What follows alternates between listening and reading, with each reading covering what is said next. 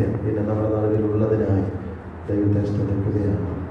നമ്മുടെ തെറ്റുകൾ നമ്മൾ സംബന്ധിച്ച ദൈവത്തോടും സഭയോടൊക്കെ ഏറ്റുപറയുന്നത് യഥാർത്ഥത്തിൽ അതൊരു താഴ്ന്ന ഒരു പ്രവൃത്തിയല്ല, അതൊരു ഗുഡ് ജോബാണ്.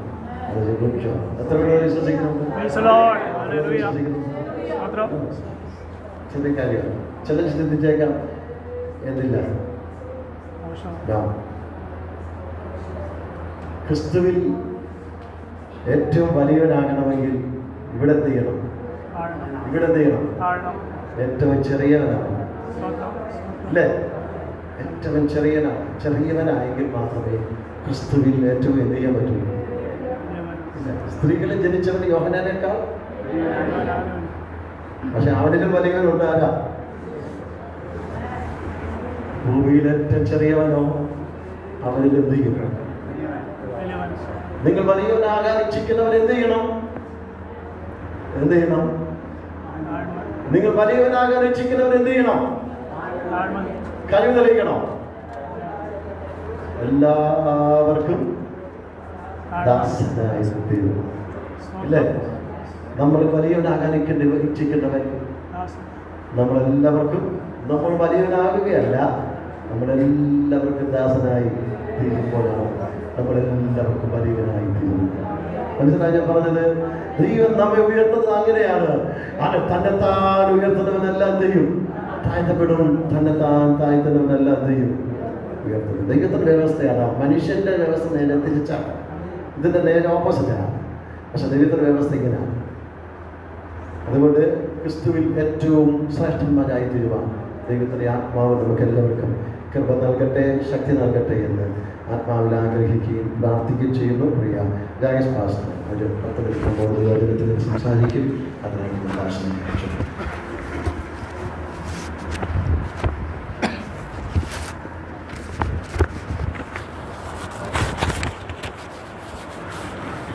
Price the Lord.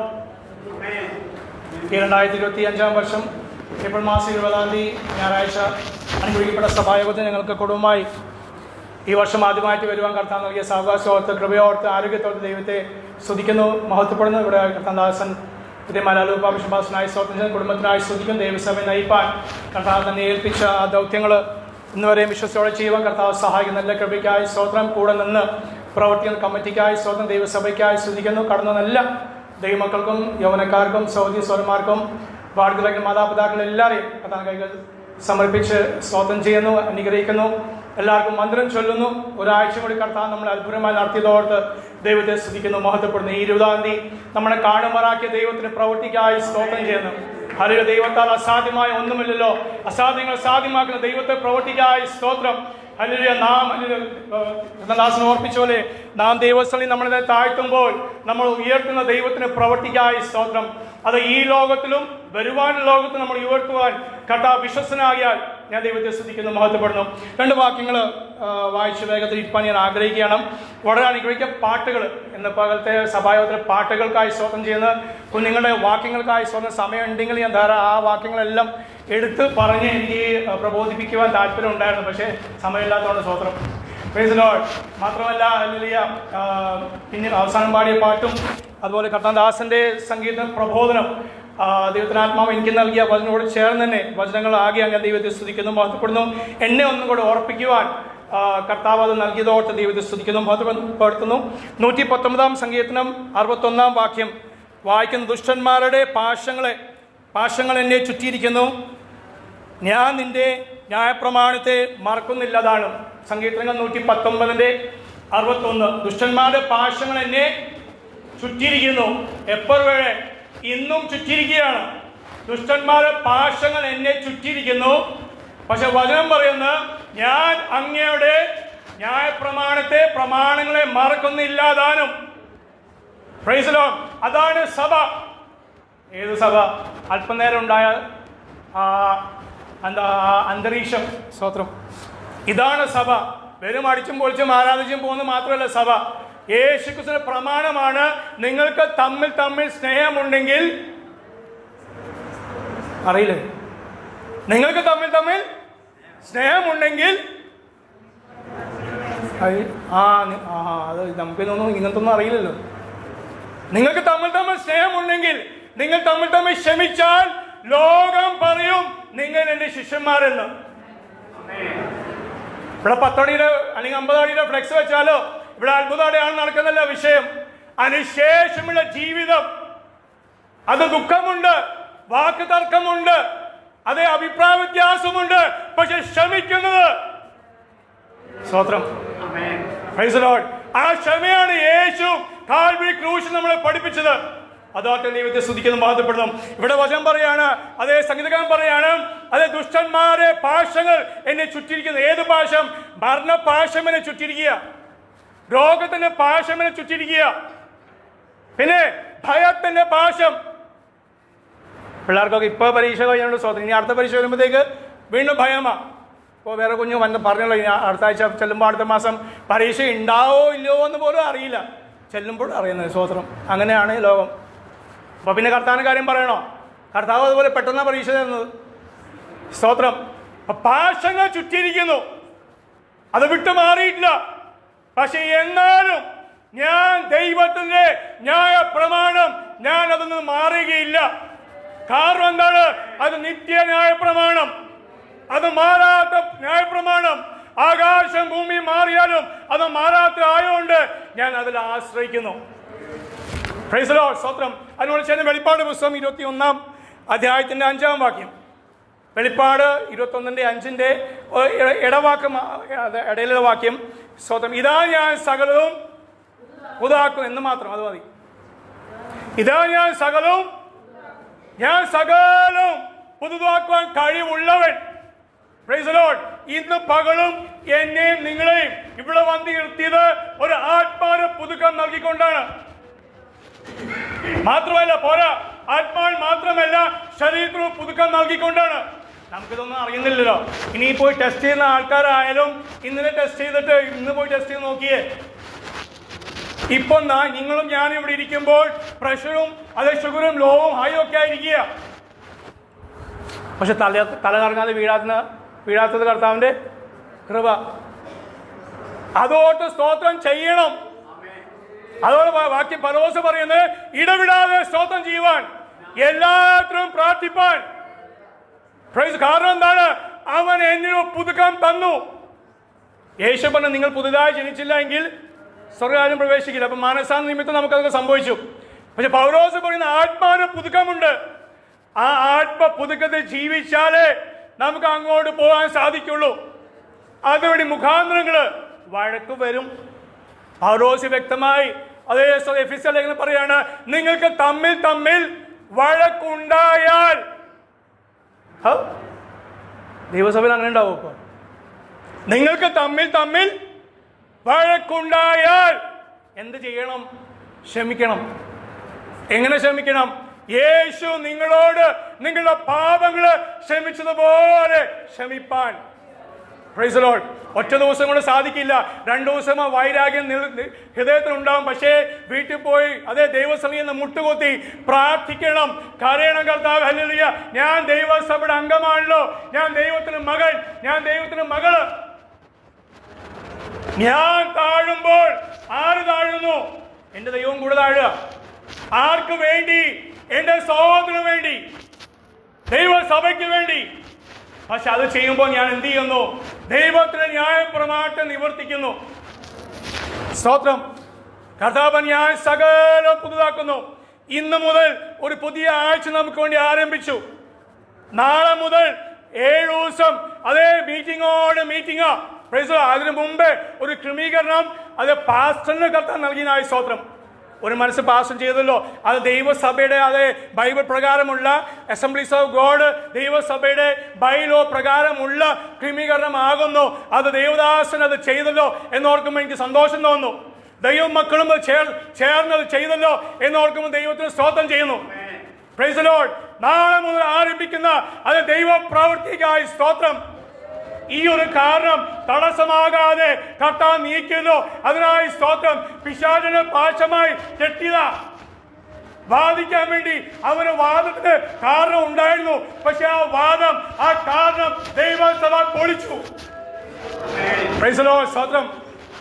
നാളെ മുതൽ അതേ നാം പലയിടത്തുനിന്നും ദൈവദാസങ്ങൾ വരാൻ പോകുന്നു, ജീവിതങ്ങൾ വരാൻ പോകുന്നു. ഒരു ആത്മാവിന് പുതുക്കം കർത്താവ് നൽകാൻ പോവാണ്. സ്തോത്രം. ഞാനിത് ഒന്ന് നമ്മുടെ ഈ ഫ്ലെക്സ് ചില മാസങ്ങൾ പഴക്കമുള്ളതാണല്ലോ അല്ലേ? കറക്റ്റ് മറന്നു എന്നതും പോട്ടെ. ചില മാസങ്ങൾ പഴക്കുക. ഈ ഫ്ലെക്സ് പഴയതാണ്. അതിൻ്റെ പേര് ആത്മനിറവ്. അത് ഇന്നും പുതുക്കത്തോടെ നിൽക്കുന്നു.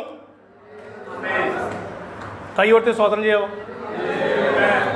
ഫ്ലെക്സ് പഴയതാ, പൈസ കൊടുത്ത് മാസങ്ങളായി, പക്ഷെ ഇന്നും അതവിടെ നിൽക്കുമ്പോൾ ദൈവാത്മാവ് ഓർപ്പിക്കുന്ന ഈ ആത്മനിർണ അനുഭവം അത് പുതിയതായി തീരണം. Price the Lord. അതിനുവേണ്ടി വെച്ചിരിക്കുന്നത് കമ്മിറ്റി ഇത് മാറ്റാതെ ഓരോ ദിവസം കയറി വരുമ്പോൾ അത് ആത്മനിറവ് എനിക്ക് വേണം, ആത്മനിറവ് എനിക്ക് വേണം, ആത്മശക്തി എനിക്ക് വേണം, വെളിപ്പാട് ദർശനം എനിക്ക് വേണം. ഈ ഒരാഴ്ചയിൽ ഈ ശക്തി, ഈ ബലം, ഈ കൃപാവനം പ്രാപിച്ചിട്ട് കുഞ്ഞുങ്ങൾ മടങ്ങി പോകാൻ പാടുള്ളൂ. ഇനിയൊരു ദിവസം കിട്ടുമെന്ന് എനിക്കറിയില്ല. സ്തോത്രം. ഇനിയൊരു അവസരം ലഭിക്കുന്ന എനിക്കറിയില്ല. സ്തോത്രം. കാരണം നിങ്ങൾ ഇനിയും ചാടാൻ പോകുന്ന ഒത്തിരി വലിയ വലിയ കെണിയിലേക്കാണ്. സഹോദരന്മാർ, സഭ ചാടാൻ പോകുന്ന വലിയ വലിയ കെണിയിലേക്കാണ്. നാം ആ കെണിയിൽ പെടാതിരിപ്പാൻ കർത്താവ് പറയാണ് ആത്മാവിനെ പുതുക്കത്തോടെ നടപ്പാൻ. സ്വന്തം കർത്താൻ ആത്മാവുകൊണ്ട് ഈ ദിവസം നമ്മൾ അതിനുവേണ്ടി സഹായിക്കുകയും നമ്മളെ സജ്ജമാക്കുകയും നമ്മളെ ബലപ്പെടുത്തുകയും ചെയ്തിട്ടുണ്ട്. കർത്താവ് പറഞ്ഞ പോലെ ഇതാ ഞാൻ സകലം പുതുതാക്കുന്നു. നിങ്ങളുടെ ഭവനമായിക്കോട്ടെ, ഭവനത്തിന്റെ അവസ്ഥ ആയിക്കോട്ടെ, നിങ്ങളുടെ ശരീരത്തിന്റെ അവസ്ഥ ആയിക്കോട്ടെ, നിങ്ങളുടെ ആത്മാവിന്റെ അവസ്ഥ ആയിക്കോട്ടെ, നിങ്ങളുടെ മക്കളുടെ അവസ്ഥ ആയിക്കോട്ടെ, ഏതവസ്ഥയായാലും അത് ദുഷ്ടന്റെ പാശം കൊണ്ട് ചുറ്റിയിരിക്കുന്നു എങ്കിലും ഞാൻ അതുമേ എന്റെ ആത്മാവിന്റെ പുതുക്കം നൽകും. അതിനുവേണ്ടി എന്ത് ചെയ്യണം? ദൈവസന്നിധിയിൽ നമ്മൾ താഴ്ന്നിരിക്കണം. Price the Lord. നാം താഴ്ന്നിരിക്കുമ്പോൾ കർത്താവ് നമുക്ക് വേണ്ടി വൻ കാര്യങ്ങൾ ചെയ്യും. ഈ ദേശം നമുക്ക് വേണം, കോഴഞ്ചേരി നമുക്ക് വേണം. വേണ്ടേ? ഞാൻ നിങ്ങൾക്ക് ശേഷം വന്ന ആളല്ലേ, അപ്പൊ ഞാൻ പറയാണ് വേണമെന്ന് പറയുമ്പോൾ നിങ്ങളെല്ലാം കൂടി മൗനമായിരുന്നല്ലോ. Price the Lord. ഈ 7 ദിവസം, നാളെ മുതൽ ആരംഭിക്കുന്ന 7 ദിവസം ഏറ്റവും നന്നായി നാം പ്രയോജനപ്പെടുത്തിയാൽ കർത്താവ് ദേശം വിടുവിച്ചു തരും. കുടുംബങ്ങൾ, ജീവിതങ്ങൾ, യൗവനക്കാർ കർത്താവ് വിടുവിച്ചു തരും. നമ്മുടെ കുടുംബക്കാർ തന്നെ, നമ്മുടെ അയൽവാസികൾ, കഴിഞ്ഞ നാളുകളിൽ നാം പേരെഴുതി വെച്ച ജീവിതങ്ങളെ ദൈവത്തിനാത്മ നമുക്ക് കൊണ്ടുവരും. പക്ഷെ ഈ 7 ദിവസം നന്നായി പ്രവർത്തിക്കണം, നന്നായി പ്രാർത്ഥിക്കണം, നന്നായി പ്രാപിച്ചാൽ കർത്താവ് നമുക്കൊരു വൻ കാര്യങ്ങൾ ചെയ്യും. കർത്താനാത്മാവ് ഈ ദിവസങ്ങൾ സഹായിക്കട്ടെ. അതേ ദുഷ്ടന്റെ പാശങ്ങൾ നമ്മളെ ചുറ്റിയിരിക്കുന്നെങ്കിലും കർത്താവ് ഞാൻ അങ്ങയുടെ ന്യായപ്രമാണം വിട്ടുമാറുകയില്ല. കാരണം എന്താണ്? വിട്ടുമാറാതിരിപ്പാൻ എന്നിൽ ഓരോ ദിവസവും അങ്ങയുടെ ആത്മാവിന് പുതുക്കത്താൻ നിറയ്ക്കണമേ എന്ന പ്രാർത്ഥനയോടെ, ആത്മശക്തിയോടെ ദൈവസഭയെ കർത്താവ് നയിക്കട്ടെ എന്ന് ആഗ്രഹിച്ച് പ്രാർത്ഥിച്ചിരിക്കുന്നു. കർത്താവ് നൽകിയ സമയം നൽകിയ ദേവദാസനോട് നന്ദി അറിയിക്കുന്നു.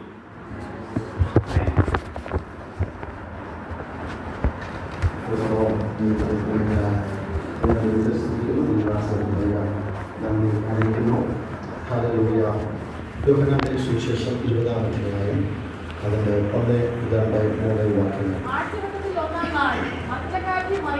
രാവിലെ ഇരുട്ടുള്ളപ്പോൾ തന്നെ കല്ലറയിൽ ചെന്ന് കല്ലറവാതിൽക്കൽ നിന്ന് കല്ല് നീങ്ങിയിരിക്കുന്നതെ കണ്ടു. അവൾ ഓടി സീമോൻ പത്രോസിനെയും യേശുവിന്റെ പ്രിയനായ മറ്റേ ശിശുവിനെയും അടുക്കൽ ചെന്ന് കർത്താവിനെ കല്ലറയിൽ നിന്ന് എടുത്തുകൊണ്ടുപോയി യേശുവിനെ എവിടെ വെച്ചു എന്ന് ഞങ്ങൾ അറിയുന്നില്ല എന്ന് അവരോട് പറഞ്ഞു. നമുക്കറിയാം, യേശുവിന്റെ ഉയർപ്പ് ഇന്ന് ലോകം മുഴുവൻ എന്ത് ചെയ്യാം? ആഘോഷിക്കുകയാണ്. നമ്മൾ യേശുവിന്റെ ഉയർപ്പിനെ വിശ്വസിക്കുന്നുണ്ട്, പക്ഷെ നമ്മൾ എന്ത് ചെയ്യുന്നില്ല? അതിനെ ആഘോഷിക്കുന്നില്ല. വെള്ളിയാഴ്ച കുറച്ച് കാര്യങ്ങൾ ഞാൻ പറഞ്ഞതാണ്.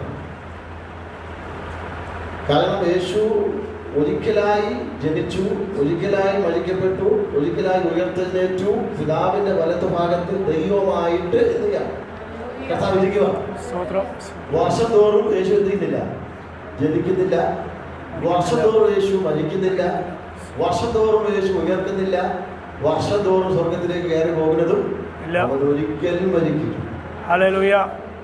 പക്ഷെ ഇന്ന് സമൂഹം ചെയ്യുന്നത് എങ്ങനെയാണ്? ഇന്ന് സമൂഹം ചെയ്യുന്നത് എങ്ങനെയാണ്?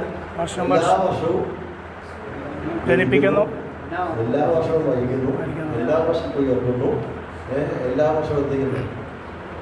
അതിൽ എന്തെല്ലാം ഡ്രാമ കാണിക്കണമെങ്കിൽ അതെല്ലാം എന്ത് ചെയ്യും? പക്ഷെ അതേപോലെ ആക്ഷൻ കാണിച്ച് ഉയർപ്പ്, ചിലടത്ത് ഉയർപ്പൊക്കെ നിങ്ങൾ കണ്ടു കഴിഞ്ഞാൽ ഭയങ്കര എന്താണ്, യേശുവിൻ്റെ രൂപത്തെയൊക്കെ ഇതാ അവിടെ റോപ്പിൽ കെട്ടി ഇങ്ങനെ എന്ത് ചെയ്യും? ഉയർത്തി പുകമണ്ഡലങ്ങളൊക്കെ സൃഷ്ടിച്ച്, പിന്നെ എന്താണ് ഭയങ്കര ശബ്ദങ്ങളൊക്കെ സൃഷ്ടിച്ച്, ഇടിമുഴക്കം പോലെയൊക്കെ ഉള്ള ശബ്ദമൊക്കെ കൊണ്ടുവന്ന് പിന്നെ എന്ത് ചെയ്യും? അങ്ങനെ അടക്കിയിരുന്ന യേശുവിനെ എന്ത് ചെയ്യും? ആ റോപ്പിനകത്ത് ഇങ്ങനെ തൂക്കി ഇങ്ങനെ യേശു ഉയർത്തി. പള്ളിക്കകത്ത് നടക്കുന്ന സംഭവമാണ്.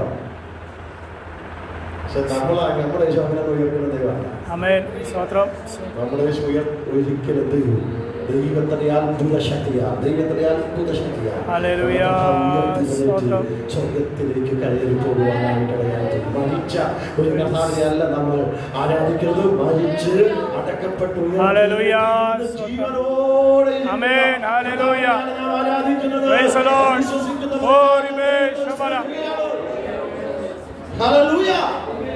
പക്ഷെ ദുഃഖകരം ഭയങ്കരമാണ്. ഇല്ല, ദുഃഖം ഭയങ്കരമാണ്. എന്താ ദുഃഖം? കുടിയന്മാരോട് ചോദിച്ചാൽ അവർ പറയും ഏറ്റവും കൂടുതൽ കുടിക്കുന്ന കുഞ്ഞുങ്ങൾ വരെ കുടിക്കുന്ന ദിവസം ഇന്നത്തെ ദിവസം. കർത്താവിന്റെ ഈ ജനനവും എന്താ ഈ മരണമൊക്കെ നമ്മുടെ രക്ഷയ്ക്ക് വേണ്ടിയല്ലേ? അതെന്തിനാ പറയും? കർത്താവ് മരിച്ചില്ല, മരിച്ച ദുഃഖമുണ്ട്, അതുകൊണ്ട് എന്ത് ചെയ്യും? മരിച്ച ദുഃഖം. അപ്പൊ യേശുവിന്റെ ജനനത്തിലേക്ക് എന്തിനാ കുടിക്കുന്നു? അത് കർത്താവ് ജനിച്ചതിന്റെ സന്തോഷമാണ്, അതുകൊണ്ട് അതെന്ത് ചെയ്യും? അപ്പൊ യേശു ജനിച്ചാലും സന്തോഷം, മരിച്ചാലും എന്താണ്? ദുഃഖം. അപ്പൊ അതിനു വേണ്ടി എന്ത് ഒരിക്കൽ ആളുകളെല്ലാം കൂടെ ഈ കുറെ മൃഗങ്ങൾ മൃഗങ്ങളെല്ലാം കൂടെ ചെന്ന് രാജാവിനോട് പരാതി പറഞ്ഞു. രാജാവിനോട് പരാതി പറഞ്ഞ ഇങ്ങനെയാണ്: രാജാവേ, യേശു പുൽക്കൂട്ടി ജനിക്കാൻ വേണ്ടി ഞങ്ങളുടെ സ്ഥാനം എന്ത് ചെയ്യാണ്? ഞങ്ങളുടെ സ്ഥലം ഒഴിഞ്ഞു കൊടുത്തതാണ്. ഒഴിഞ്ഞു കൊടുത്തതാണ്. അപ്പൊ ഒഴിഞ്ഞു കൊടുത്തു. പക്ഷെ ഇപ്പോൾ യേശുവിന്റെ ജനനത്തെങ്കിൽ എന്ത് ചെയ്യാണ്? ഞങ്ങളുടെ കരുത്ത് എന്ത് ചെയ്യാം? ആർത്ത് ഞങ്ങളെ അവർ എന്ത് ചെയ്യാം? ചില പൈലറ്റുകൾ വന്നപ്പോൾ ഈ റോഡിലേക്ക് ഇറങ്ങിയവർക്ക് എല്ലാ മൂലയിലും എന്തായി? ആളെ ഇറച്ചി വെട്ടി എന്ത് ചെയ്യാണ്? എല്ലായിടത്തും, എല്ലാ മുക്കിലും മൂലയിലും. അപ്പൊ ഈ പാവങ്ങൾ ചെന്നെത്തി രാജാവിനെ ബെല്ലടിച്ചു, മണിയടിച്ചു. രാജാവ് വന്ന് ചോദിച്ചു, എന്തായാലും കൊണ്ടുപോവാ, വിളിച്ചോണ്ട് പോവാ. അപ്പം മൃഗമാണ്. മൃഗം പറയുക, ഞങ്ങളുടെ സങ്കടം ഇതാ രാജാവേ, ഞങ്ങൾ ഇതിൽ നിന്ന് എന്ത് ചെയ്യണം? മോചിപ്പിക്കണം. ഞങ്ങളുടെ വംശം ഇവിടെ തീർന്നുകൊണ്ടിരിക്കുകയാണ്. ഇതാണ് റീസൺ. അല്ല, യേശുവിന് വേണ്ടി ഞാൻ എന്ത് ചെയ്തു?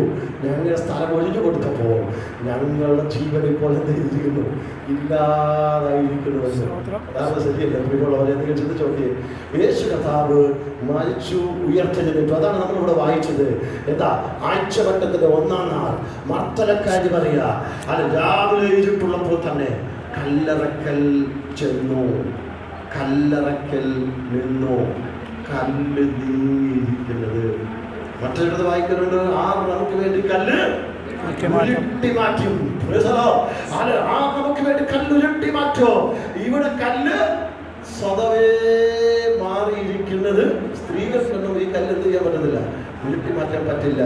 അല്ലെ റോമ ഗവൺമെന്റിന്റെ മുദ്രയുള്ളതാ, തൊടാൻ പോലും പറ്റില്ല. തൊട്ട് കഴിഞ്ഞാൽ പിന്നെ എന്ത് ചെയ്യും? അറസ്റ്റ് ചെയ്യും. അല്ലെങ്കിൽ ദൂതന്മാർ ആ റോമ എന്താ പടയാളികൾ കാവൽ നിൽക്കുകയാണ്. അല്ലെ അവരിൽ നിന്ന് ഒരിക്കലും എന്ത് ചെയ്യാൻ പറ്റില്ല.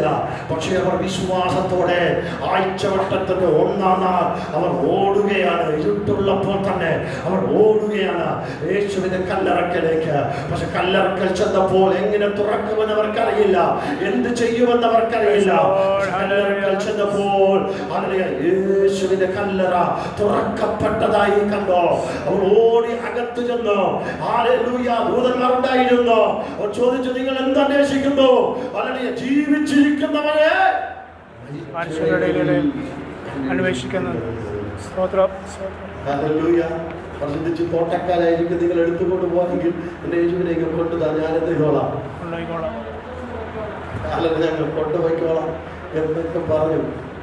ചിന്തിക്കണമേ, അവർക്ക് കൂടുതൽ വിശദീകരിക്കാൻ സമയമില്ലാത്തതിനാൽ അതിൻ്റെ 13-ാം വാക്യം വായിക്കണം. 16-ാം വാക്യം വായിക്കണം. സ്ത്രീയെ നീ കരയുന്നതെന്ത് എന്ന് എന്ത് ചോദിച്ചാൽ അറിയാമോ? ചോദിച്ചു. അടുത്തത് കർത്താവിനെ ആരോ എടുത്തോണ്ട് പോയി. അവൻ എവിടെ വെച്ചിട്ട് എന്തെങ്കിലില്ല കർത്താവിനെ കാണാൻ കൊണ്ട് കരഞ്ഞുകൊണ്ട്. അടുത്ത വാക്യം യേശു നിൽക്കുന്നത് കണ്ടു. യേശു എന്നറിഞ്ഞില്ലതാനും. സ്ത്രീയെ നീ കരയുന്നതെന്ത്? ആരെ തിരയുന്നു എന്ന് വീണ്ടും ചോദിച്ചു.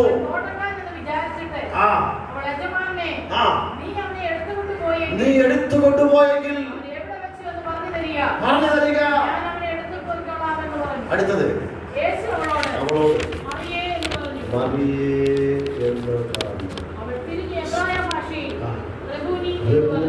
എന്ന് പറഞ്ഞു. അർത്ഥം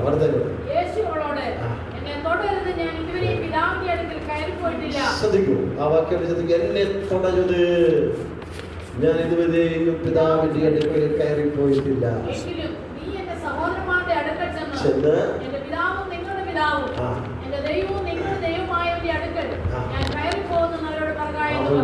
ശ്രദ്ധിക്കൂ.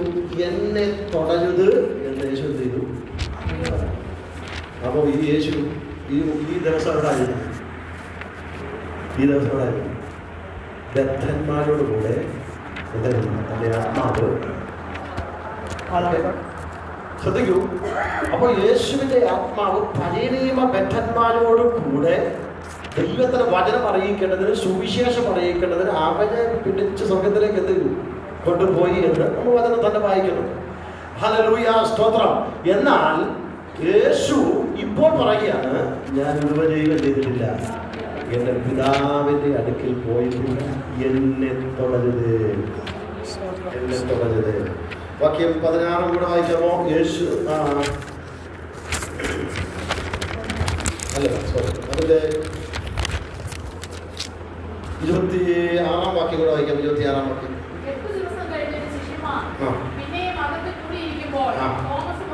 ഉണ്ടായിരുന്നു. പറഞ്ഞു. ഇങ്ങോട്ട് നീട്ടി എന്റെ കൈകളെ കാണുക, വിലാപത്തെ ഒന്ന് തൊടുക, വിശ്വാസിയാകുന്നു. ശ്രദ്ധിക്കും. ഇവിടെ വന്ന് പറയുകയാണ്, എന്നെ തൊട്ടു നോക്കൂ. പ്രത്യേകിച്ച് പറഞ്ഞ ആരോടാ? ഒരു വാക്യം പറഞ്ഞു, ഒരു വാചകം പറഞ്ഞു. എന്താണെന്നറിയാമോ? അവരെ കാണാതെ ഞാൻ വിശ്വസിക്കുന്നില്ല. എന്തൊക്കെയുള്ളൂ? അല്ലെങ്കിൽ ആ ശിഷ്യന്മാരൊക്കെ ചെന്ന് പറഞ്ഞു, സ്ത്രീകളൊക്കെ ചെന്ന് പറഞ്ഞു, അതൊക്കെ ശരിയാ, പക്ഷെ അവനെ കാണാതെ ഞാൻ വിശ്വസിക്കത്തില്ല എന്ന് അവൻ ഹൃദയത്തിൽ എന്ത് ചെയ്യണം? പക്ഷെ അവന്റെ അടുക്ക തോമസേ നീങ്ങി വാ, നീങ്ങി വാ. വേറെ ആരും യേശുവിനെ ഉണ്ടായിരുന്നോ? യേശുവിനെ അവിടെ ഇല്ലായിരുന്നോ? പറയുമ്പോൾ ഞാൻ യേശുവിനെ കാണാതെ ഞാൻ വിശ്വസിക്കത്തില്ല എന്ന് പറയുമ്പോൾ യേശു അവിടെ ഇല്ലായിരുന്നു. പക്ഷെ അവനെ പ്രത്യേകം നോട്ട് ചെയ്തിട്ട് കർത്താവിനെ വിളിക്കുക, തോമസേ നീങ്ങി വാ, എന്റെ വിലാത്ത് പുറത്തേക്ക് എന്ത് ചെയ്തു? തൊട്ട് നോക്കേ. അതിന്റെ ഇടയ്ക്കിൽ എന്ത് സംഭവിച്ചു? യേശു പിതാവിന്റെ അടുക്കിലേക്ക് കയറി. ഹല്ലേലൂയ. യേശു പിതാവിന്റെ അടുക്കിലേക്ക് കയറിപ്പോയി. യേശുവിനോട് താൻ പറയുകയാണ്, എന്റെ കർത്താവും. ആ വാക്യം കൂടെ വായിക്കാം. അവനോട് എന്ന് ഉത്തരം പറഞ്ഞു, എന്റെ കർത്താവും എന്റെ ദൈവമായുള്ളവേ. ഒന്ന് ചിന്തിച്ചു നോക്കിയേ. അല്ല, തോമസ് അവിടെ യേശുവിനെ ആഴമായിട്ട് അറിയുകയാണ് ചെയ്യുന്നത്. അല്ല, തോമസിനെ മാത്രം വിളിച്ചു പറഞ്ഞോ, എന്നെ തൊട്ട് നോക്കുവേ. അല്ല, സ്ത്രീയോട് പറഞ്ഞില്ല, അല്ല ഞാൻ ഇതുവരെ പിതാവിന്റെ അടുക്കൽ പോയിട്ടില്ല, എന്നെ തുടരുത്. ആ സന്തോഷം കൊണ്ട് സ്ത്രീ അവളെ തൊടാൻ വേണ്ടി എന്ത് ചെയ്താണ്? ചെന്നതാണ്. പക്ഷേ യേശു അതെന്ത് ചെയ്തു? അവിടെ നിന്ന് യേശു പിതാവിന്റെ അടുക്കിലേക്ക് എന്ത് ചെയ്തു? കയറിപ്പോയി. അതിനുശേഷം യേശു ഉയർത്തെഴുന്നേറ്റ് എത്ര ശേഷം കൂടെ ഉണ്ടായിരുന്നു? യേശു ഉയർത്തെഴുന്നേറ്റ് എത്ര ദിവസം ഉണ്ടായിരുന്നു? 40-ലധികം ദിവസം യേശു ഈ ഭൂമിയിൽ ഉണ്ടായി. 500-ലധികം ആളുകൾക്ക് യേശു പ്രത്യക്ഷപ്പെട്ടു. അതുപോലെ യേശു ആർക്കും എന്ത് ചെയ്തിട്ടില്ല? പ്രത്യക്ഷപ്പെട്ടിട്ടില്ല. യേശു ഉയർത്തെഴുന്നേറ്റ ശേഷമാണ് യേശുവിൻ്റെ പ്രത്യക്ഷത എന്ന വാക്ക് എന്തിക്കുന്നത്? യേശു പലർക്കും പ്രത്യക്ഷപ്പെട്ടു. 500-ലധികം ആളുകൾക്ക് പ്രത്യക്ഷപ്പെട്ടു. ഇവിടെയും വാതിൽ അടച്ചിരിക്കുമ്പോൾ അവിടെ നടുവിലാണ് യേശു എന്ത് പ്രത്യക്ഷപ്പെടുവാനായിട്ടിടയായി തന്നത്. അതിന് മുമ്പ് യേശു വന്നത് മരിച്ചുയർത്തെഴുന്നേൽക്കുന്നതിന് മുമ്പ് വന്നത് നമ്മൾ നടന്നു വരുന്നത് പോലെ തന്നെ വാതിൽ തുറന്നൊക്കെ എന്ത് ചെയ്യായിരുന്നു? ആൾക്കാരുടെ പുറത്തും അല്ലാതെയൊക്കെ എന്ത് ചെയ്യണമായിരുന്നു? വരണമായിരുന്നു. പക്ഷേ ഉയർത്തെഴുന്നേറ്റ യേശു പ്രത്യക്ഷപ്പെടുകയാണ്. അല്ല ചെയ്യുവാനായിട്ടിടയായിട്ടുണ്ട്. നമ്മുടെ യേശു കർത്താവ് ഉയർത്തെഴുന്നേറ്റ് ഇന്നും ജീവിക്കുന്ന കർത്താവാണ്. ഇന്ന് ഉയർത്തെഴുന്നേറ്റ കർത്താവാണ്. ഇന്ന് പിതാവിന്റെ വലത്തുഭാഗത്ത് നമുക്ക് വേണ്ടി മധ്യസ്ഥത അയക്കുന്ന കർത്താവാണ്. ലോകം മുഴുവനും ഈസ്റ്റർ കൊണ്ടാടുമ്പോൾ ആഘോഷിക്കുമ്പോൾ നമുക്ക് ആ ക്രിസ്തുവിന്റെ ഉയർപ്പിനെ ധ്യാനിക്കുവാൻ, ആ ക്രിസ്തുവിന്റെ ഉയർപ്പിനെ ഹൃദയത്തിൽ സ്വീകരിക്കുവാൻ, അത് ദൈവത്തിന്റെ വലിയ മഹത്വവും പ്രവൃത്തിയുമാണെന്ന് നമ്മുടെ ഹൃദയത്തിൽ ഒരു വാക്യം കൂടെ അവിടെ കർത്താവ് ഇങ്ങനെ പറയുന്നുണ്ട്. 6-ാം വാക്യം കൂടെ വായിക്കാം. അതിന്റെ 20-ാം അധ്യായത്തിന് 17-ാം വാക്യം കൂടെ വായിക്കാമോ?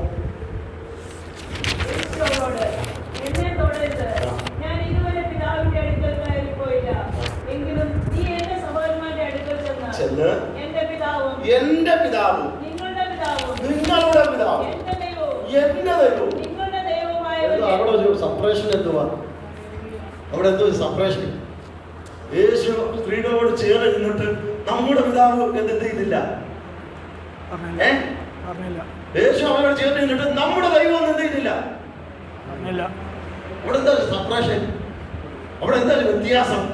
നമ്മുടെ ദൈവം അവിടെ പറയുന്നില്ല എന്റെ പിതാവും നിങ്ങളുടെ പിതാവും, എന്റെ ദൈവവും നിങ്ങളുടെ ദൈവവും. അല്ല ക്രിസ്തു അല്ല പിതാവിനെ കാണുന്നത് പോലെ അല്ല നമ്മൾ പിതാവിനെ എന്ത് ചെയ്യുന്നത്. അല്ല അവിടെ ഇടയ്ക്ക് എന്താണ്? ഒരു ചെറിയ വ്യത്യാസം കൊടുക്കുകയാണ്, ഒരു ചെറിയ മാറ്റം കൊടുക്കുകയാണ്. അല്ല എന്റെ കർത്താവ് എന്റെ ദൈവവും എന്ന് പിതാവ് പറയുന്നത് പോലെയല്ല നമ്മൾ എന്ത് ചെയ്യുന്നത്.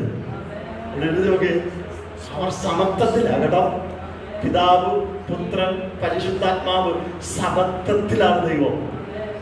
നമ്മളോട് അവർ എന്ത് ചെയ്തില്ല? കണക്ട് ആവുന്നില്ല കേട്ടോ. നമ്മുടെ പിതാവുമായിട്ട് നമുക്ക് സമത്വമില്ല ഉണ്ടോ? ഇല്ല. പിതാവ് വിഗ്രഹത്തിൽ ഇരുന്നുകൊണ്ട് അത്യുന്നതനായ ദൈവം, നമ്മെ സൃഷ്ടിച്ചവനായ അത്യുന്നതനായ ദൈവം. അതുകൊണ്ട് പറയാ എന്റെ പിതാവും നിങ്ങളുടെ പിതാവും, എന്റെ ദൈവവും നിങ്ങളുടെ ദൈവവും. ആയവൻ യേശുവിനെ ഉയർപ്പിച്ചിരിക്കുന്നുവെന്ന് നിന്റെ സഹോദരന്മാരോട് ചെന്ന് പറയുക. യേശുവിന്റെ ഉയർപ്പിന്റെ ശക്തി പിതാവും ദൈവവും അയച്ച ശക്തിയായിരുന്നു. ദൈവത്തിന്റെ അത്ഭുത ശക്തിയാണ് യേശുവിന്റെ ഉയർപ്പിലൂടെ വ്യാപരിക്കുവാനായിട്ടിടയായി തന്നത്.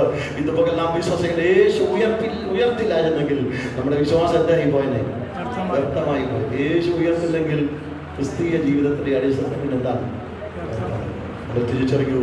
അല്ലെങ്കിൽ നമ്മുടെ പാപത്തിന്റെ പരിഹാരത്തിന് വേണ്ടി കാൽവരിയിൽ മരിച്ച് നമുക്ക് 40 ദിവസം ഈ ഭൂമിയിൽ തൻ്റെ ഭക്തന്മാർക്ക് പ്രത്യക്ഷപ്പെട്ട് മലയിൽ വെച്ച് സ്വർഗത്തിലേക്ക് കയറിപ്പോയ കർത്താവിനെ നമ്മളോട് ധ്യാനിച്ച് തൻ്റെ പ്രത്യക്ഷതയിൽ പ്രിയം വെച്ചിരിക്കുന്ന വിശുദ്ധന്മാരെ ചേർക്കാൻ വീണ്ടും വരുന്നവനുമായ നമ്മുടെ കർത്താവിനെ നമ്മുടെ ഹൃദയത്തിലോട് ധ്യാനിച്ച് യേശു ഉയർത്തതുപോലെ ഒരു ഉയർപ്പ് ലോകത്തിൽ വേറെ ആർക്കും സംഭവിച്ചിട്ടില്ല.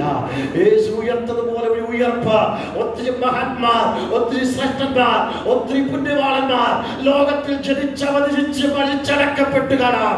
അല്ല പക്ഷേ യേശുവിന്റെ ജനനം പോലും യേശുവിന്റെ മരണം പോലെയോ ഉയർത്തെഴുന്നേൽപ്പ് പോലെയോ ലോക ചരിത്രത്തിലില്ല.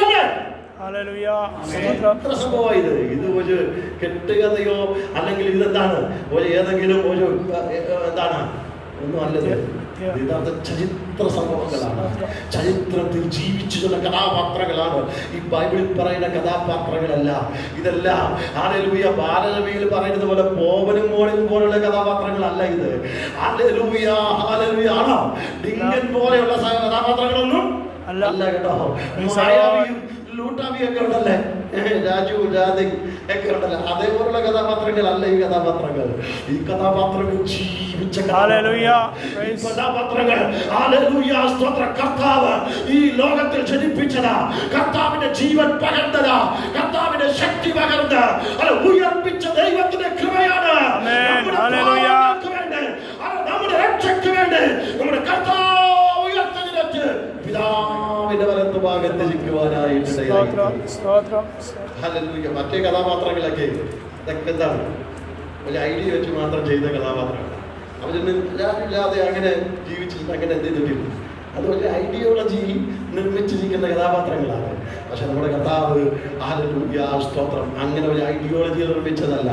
ക്രിസ്തുവിന്റെ പദ്ധതിയിൽ, ക്രിസ്തുവിന്റെ പ്ലാനിൽ ഹല്ലേലൂയ പിതാവാം ദൈവം തന്റെ പുത്രനെ മാനവരാശിയുടെ പാപമോചനത്തിന് വേണ്ടി നമ്മുടെ സമൂഹത്തിലേക്ക് അയക്കുവാനായിട്ടിടയായിട്ടുണ്ട്. നമുക്ക് വേണ്ടി അവിടുന്ന് മരിച്ചു. നമ്മൾ വിശ്വസിച്ചാട്ടെ, യേശുവേ അങ്ങയുടെ മരണം എനിക്ക് വേണ്ടിയായിരുന്നു, അങ്ങയുടെ ഉയർപ്പ് എനിക്ക് വേണ്ടിയായിരുന്നു. അവിടെ മരണ അടക്ക പുനരുത്ഥാനത്തോട് പങ്കാളിയായി തീരുവാൻ നമ്മൾ സ്നാനമേൽക്കുവാനായിട്ടിടയായിത്തീരുന്നു. അതുകൊണ്ട് നമുക്ക് ഏൽപ്പിച്ചു കൊടുത്ത് ദൈവത്തോട് പ്രാർത്ഥിക്കുക, കർത്താവേ അങ്ങയുടെ വചനത്താൽ അങ്ങയുടെ ശക്തിയാൽ നിറയ്ക്കണമേ എന്ന് നമ്മുടെ ദൈവത്തിന്റെ തൃക്കരങ്ങളിലേക്ക് ഏൽപ്പിക്കാം. എല്ലാവരും പ്രാർത്ഥിച്ചാട്ടെ, എല്ലാവരും പ്രാർത്ഥിച്ചാട്ടെ. കർത്താവേ അങ്ങയുടെ സാന്നിധ്യം, അങ്ങയുടെ മഹത്വം, അങ്ങയുടെ കൃപ, അങ്ങയുടെ ശക്തി എന്ന് പകൽ ഞങ്ങളുടെ നടുവിൽ വെളിപ്പെടുമാറാകണമേ.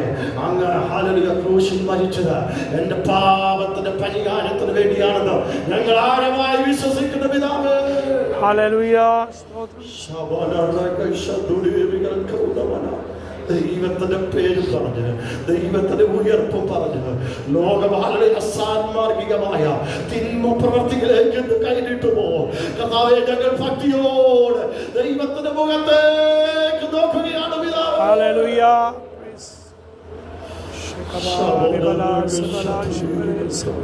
ബലപ്പെടുത്തണമേ, ശക്തീകരിക്കണമേ. നമുക്ക് ദൈവത്തോട് പ്രാർത്ഥിക്കും. വചനം ദൈവം നമ്മെല്ലാവരെയും അനുഗ്രഹിച്ച് ബലപ്പെടുത്തട്ടെ. പ്രിയ ജെയിംസ് ചാനത്തോട് പ്രാർത്ഥനകളുടെ മേൽ സഹായിക്കും.